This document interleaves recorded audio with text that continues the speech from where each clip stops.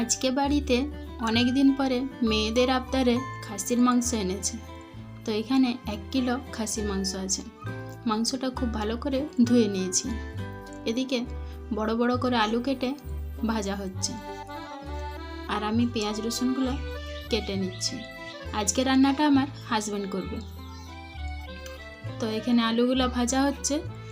আলু ভেজে তুলে নিয়ে সরষের তেলে ফোড়ন দিয়ে ওই তেজপাতা, শুকনো লঙ্কা, গোটা জিরে, ফোড়নে আর কিছু দেওয়া হয়নি। এইখানটা স্কিপ করে গেছি, তোলা হয়নি, কারণ রান্নাটা ও করছিল তো সবসময় টপ টপ দিয়ে দিচ্ছে আর তোলা হচ্ছে না।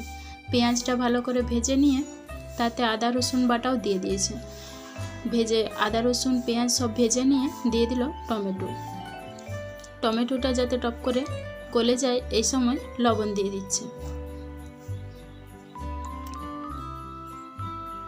লবণটা দিয়ে খুব ভালো করে টমেটোটাও মশলার সাথে ভেজে নিয়েছে।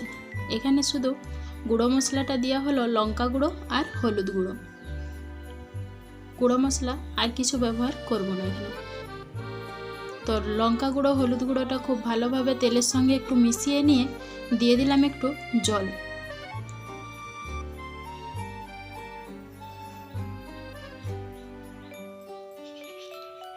তো মশলাটা ভালোভাবে কষিয়ে নিয়ে মাংস তুলে দিয়েছে। এই সময়টাও দেখো স্কিপ করে গেছে, টপ করে দিয়ে দিয়েছে, আমার তোলাই হলো না। তো তারপর মাংসটা দিবার পরে আমি তুললাম। এবারে মশলার সঙ্গে খুব ভালোভাবে কষিয়ে নিচ্ছে।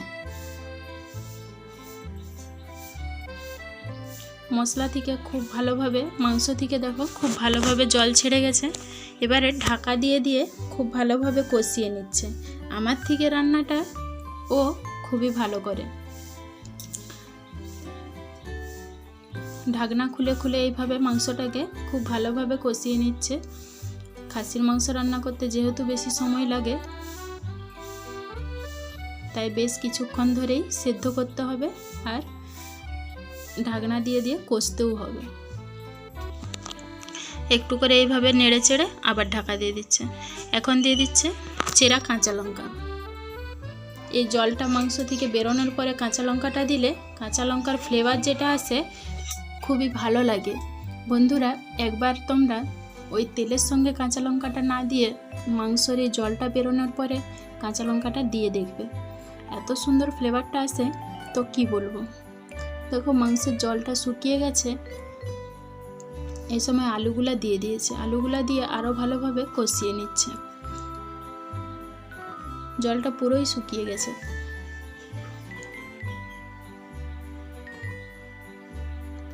খুব ভালোভাবে কষিয়ে নিয়ে দিয়ে দিচ্ছে ঝোলের জন্য জল।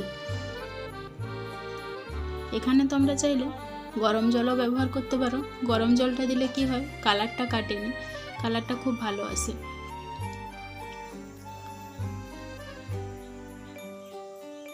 ঠান্ডা জলেও কালারটা কিন্তু ভালোই এসেছিল। রান্নাটা হবার পরে দেখবে বন্ধুরা, কালারটা খুব সুন্দর হয়েছে। আমি করলে হয়তো এতটা সুন্দর হতো না। দেখো বন্ধুরা, কত সুন্দর কালারটা এসেছে। বেশ কিছুক্ষণ ঝোলে ফুটানোর পরে